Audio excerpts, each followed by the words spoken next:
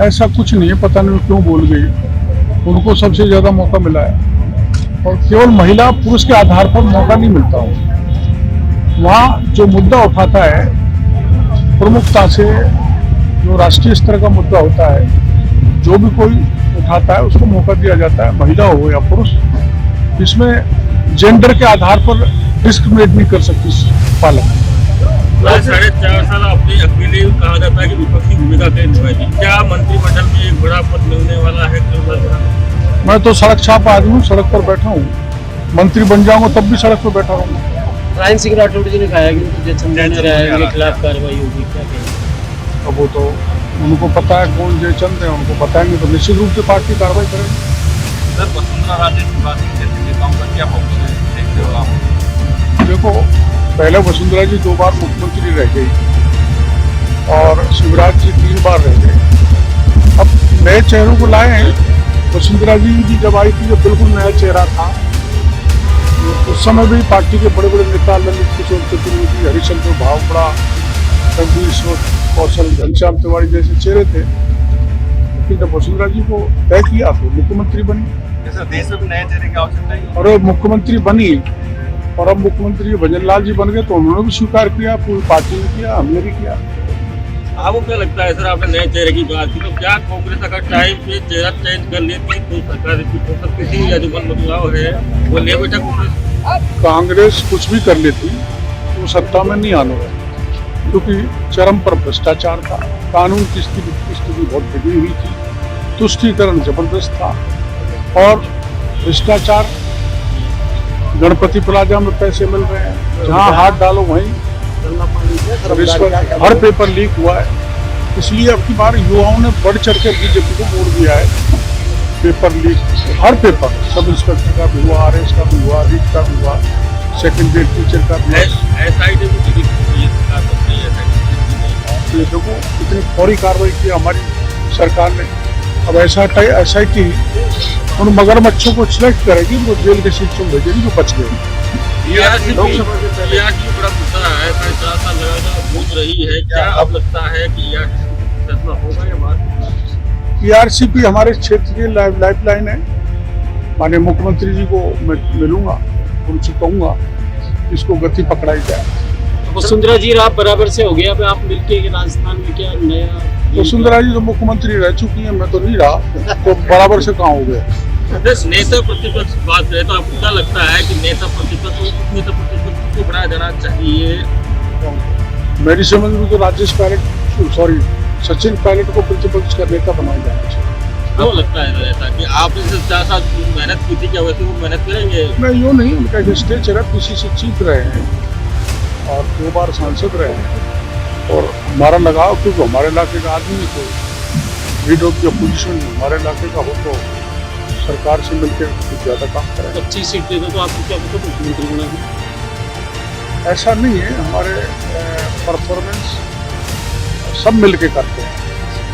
मैं अकेला 25 नहीं जिता सकता, मैं तो 1-2 जिता सकता हूँ। सब हमारा जो स्टेट लीडरशिप है मिलके मोदी जी के नाम पर सारी सीट जिता के भेजेंगे। बहुत जल्दी हो जाने वाला है, जैसा हमें आभास हो रहा है। आज शपथ ग्रहण पूरा हो जाएगा, आज स्पीकर का भी चुनाव हो जाएगा, तो 2-4 दिन में मंत्रिपरिषद का विस्तार होने की संभावना। किस प्रकार का रहेगा? बहुत जोरदार रहेगा, नयों को ज्यादा मौका मिलेगा। अमित शाह जी ने कानून में बदलाव किया है, इस तरह का तो क्या वापस बिल्कुल पड़ेगा, क्यों नहीं पड़ेगा? आवश्यकता थी समय की। और एक तो राजद्रोह होता है और एक देशद्रोह होता है। राजद्रोह आप जानते हो, इसका दुरुपयोग होता था राजद्रोह के नाम। हमने कोई आंदोलन किया, कोई सरकार के खिलाफ टिप्पणी, कलेक्टर के खिलाफ या किसी बलात्कार के खिलाफ, तो राजद्रोह का मुकदमा पुलिस दर्ज कर लेती है। अब उससे पीछा छोड़ेगा और ये देशद्रोह का जो काम करेगा उसके खिलाफ कार्रवाई तो यहाँ इस तरह के कुदरती फरमान जैसे सऊदी अरबिया से होता है कि तो इस तरह का इंडिया में चलेगा? ये चल रहा था, पहले चल रहा था। मैंने कोई सवाल सरकार या प्रशासनिक अधिकारी के खिलाफ बोल गया तो तुरंत राजद्रोह दर्ज कर लिया जाता है। अब उस परिभाषा में जो देश नो करेगा वही मुलजिम बनेगा, हर एक को नहीं मुलजिम बनाएगा। वो तो मेरे को भी नहीं बुलाया, पार्टी किस दृष्टि से बुलाती है, ऐसा कुछ नहीं है। सर कल आप पीठासीन थे, राजस्थानी भाषा को लेकर क्या क्या करना चाहिए? देखो ऐसा है, जो कोई भी भाषा अपन संसद में बोलना चाहे या विधानसभा में बोलना चाहे, वो 8th शेड्यूल में शेड्यूल नोटिफाई होनी चाहिए, शेड्यूल्ड होनी चाहिए। तो हिंदी, अंग्रेजी और संस्कृत शेड्यूल्ड है, तो उन्हीं में शपथ ले सकते हैं, दूसरी भाषा में नहीं ले सकते। अपन पूरा राजस्थान प्रयास करेगा तो राजस्थानी भाषा 8th शेड्यूल में नोटिफाई हो जाएगी। धन्यवाद। एक सवाल पूछूंगा, राजस्थानी राजभाषा को हमेशा एक मान्यता की बात कही जाती रही है, हमें सुनता रहा है। क्या लगता है कि अभी तक राजस्थानी भाषा है देखो कुछ डिस्पैरिटीज है, मैं उसको विरोध नहीं करता, लेकिन मारवाड़ी हमारे यहाँ नहीं चलती, हमारे ठाडी ब्रिज की भाषा चलती है, वो हाड़ौती में नहीं चलती, शेखावाटी में कम चलती है। तो पर्टिकुलर एक एरिया है, तो पूरे उसको कैसे मतलब एक्सपर्ट कमेटी बनाई जाए और उस भाषा को मैं तो कोई बात होगी तो सीधा ही कहूँगा तू खजारो है, और वहाँ कहेंगे तो कोड़ जा रहा है। तो ये फर्क भाषा का है, तो इसमें एक एक्सपर्ट कमेटी बैठा के राजस्थानी भाषा को एक शेड्यूल में जोड़ा गया चाहिए। और जहाँ जहाँ भी जिस की भाषा बोलते हैं, जिसे अपन ब्रिज बोलते हैं आमतौर पर, ठाडी है, तो वो पूरे सबकी स्टडी करके एक्सपर्ट से राय लेकर राजस्थानी भाषा को 8th शेड्यूल में डाला जाना चाहिए। तो ये एक बहुत बड़ा संवैधानिक पद है, और एक संवैधानिक पद पे किसान का बेटा बैठा है, इसलिए इंडिया अलायंस के लोग उनका उपहास कर रहे हैं, मजाक कर रहे हैं। ये जगदीप धनखड़ का उपहास नहीं है, ये देश के लोकतंत्र का उपहास है, संवैधानिक पद का उपहास है, उपराष्ट्रपति पद का उपहास है। इसके लिए इंडिया अलायंस और विशेषकर राहुल गांधी को माफी मांगनी चाहिए देश से। वो इसलिए खुद राहुल गांधी, जो वो मिमिक्री चल रही थी तब उसका वीडियो बना रहे थे, कितना आचरण नैतिक दृष्टि से इनका गिर गया, ये सब मर्यादाहीन हो गए।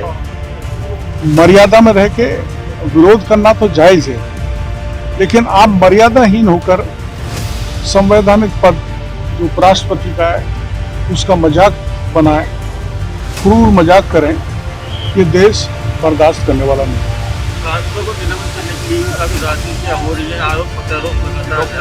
देखो मैं अगर सदन में, चाहे वो अपर हाउस हो राज्यसभा, चाहे लोअर हाउस हो लोकसभा, उसमें आचरण ठीक नहीं करूंगा तो सभापति और स्पीकर को अधिकार है उसको सदन से बाहर करने का। वहाँ भी एक विरोध करने का तरीका है, लेकिन वहाँ वो मर्यादा भूल जाते हैं, गरिमा भूल जाते हैं। और गरिमा में एक पद पर सभापति उपराष्ट्रपति हैं और वहाँ स्पीकर लोकसभा के माननीय बिरला जी हैं। तो जो गरिमा आचरण का पालन नहीं करते हैं, तो ये अभी नहीं, इंदिरा गांधी जी के समय तो बहुत सारे सांसदों को एक साथ निकाल दिया गया था। ये संसद की परंपरा है कि जो आचरण ठीक नहीं करता है उसको निलंबित कर दिया जाता है। इस तरीके से लोकसभा में जो सुरक्षा में बड़ी चूक हुई, ये चिंता का विषय है कि संसद के दर्शक दीर्घा में समाज कंटक घुस जाए और चुनौती दे संसद की सुरक्षा को।